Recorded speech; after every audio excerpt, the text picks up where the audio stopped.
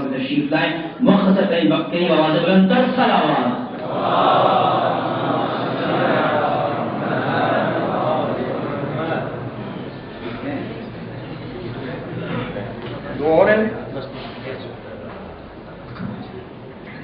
أعوذ بالله السميع العليم من غضب الجبار ومن الشيطان اللعين الرجيم. بسم الله الرحمن الرحيم.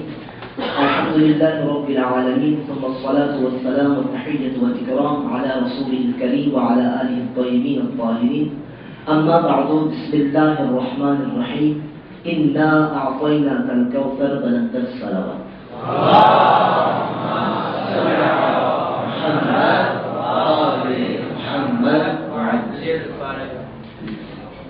سپاس گزاری ہے ذات واجب کے لیے کہ جس نے ہم جیسے موالیوں کے قلب و اضطراب کی بے قراریوں اور سوز و تپش کی بے چینیوں اور گناہوں کی گرانکاریوں کی نجات کے لیے مصدر عصمت وجہ ظفر مادر شبیر شبیر آخرت یعنی فاطمہ الزہرا جیسی نعمت عظمیٰ عطا کی. ابتدائی میں حافظ آکاش حیدر نے آپ کی سماعتوں کی قدم بوسی کرتے ہوئے جس عنوان کو اپنا موضوع سخن قرار دیا ہے وہ ہے جناب سیدہ اور سورہ کوثر. یہ سورہ کوثر کب نازل ہوا؟ شمع ہدایت بن کر کہ جب اعدائے دین و اسلام کے بندھن کو شکستہ کرنے کی کوشش کر رہے تھے، جب اصول اور حالات کو پراگندہ کرنے کی کوشش کر رہے تھے، دین کے نام کو گمنام اور ہدایت کی بجائے ضلالت کو ہماگیر کر رہے تھے.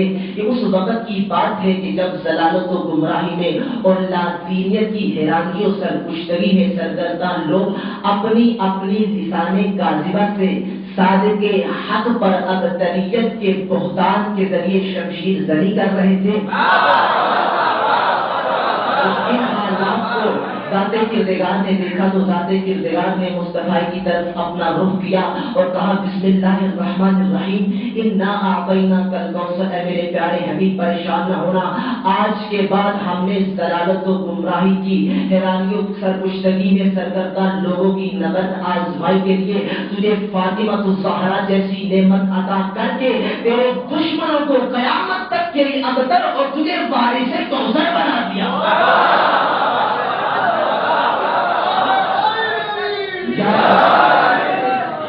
یہ تو قرآن کی وضاحت و بلاغت ہے کہ اس آیت میں لفظ اعطینا کا استعمال ہوا ہے کہ تجھے فاطمہ عطا کی ہے، جزا نے کی.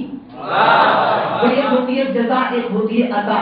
اگر آپ کسی مزدور کو کہیں فلاں کام کرو، اگر وہ کرے، آپ کہیں میں تمہیں دوں گا 1000 روپے، کر دے، آپ دے دے 1000، یہ ہے جزا. دے دے 2000، یہ ہے عطا.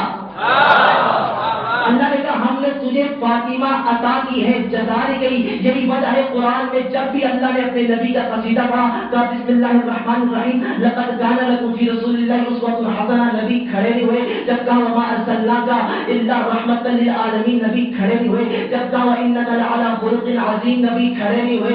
جب کہا وکان بالمؤمنین رحیما، نبی کھڑے نہیں ہوئے. جب کہا انا ارسلناک بالحق بشیرا ونذیرا، نبی کھڑے نہیں ہوئے. جب کہا وما رمیت اذ رمیت لیکن عجب بات ہے جب کہا انا اعطیناک الکوثر، اے میرے حبیب میں نے تجھے کوثر فاطمہ عطا کی. جیسے میری آقا زادی آئی، نبی کھڑے ہو گئے. کیوں؟ پہلے جنایت کی، یہ عطا ہے.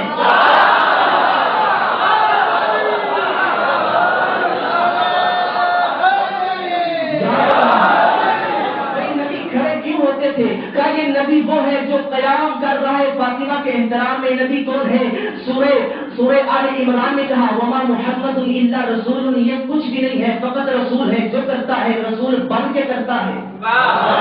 وما تشاءون الا ان یشاء اللہ ما ينطق عن الهوى ان هو الا وحی یوحى، یہ وحی کہتا ہے جو وحی کہتی ہے. تو آپ اس بات سے نتیجہ اخذ کر لیا وما محمد الا رسول، یہ جو کرتا ہے رسول بن کے کرتا ہے. اگر کوئی آ جائے اور یہ کھڑا ہو جائے تو باپ بیٹی کا احترام نہیں کر رہا، رسالت عصمت کا احترام کر رہا. اور یہ عمل کر کے دنیا والوں کو بتا رہے تھے جس نے رضی اللہ بننا ہے میری بیٹی کا احترام کرے.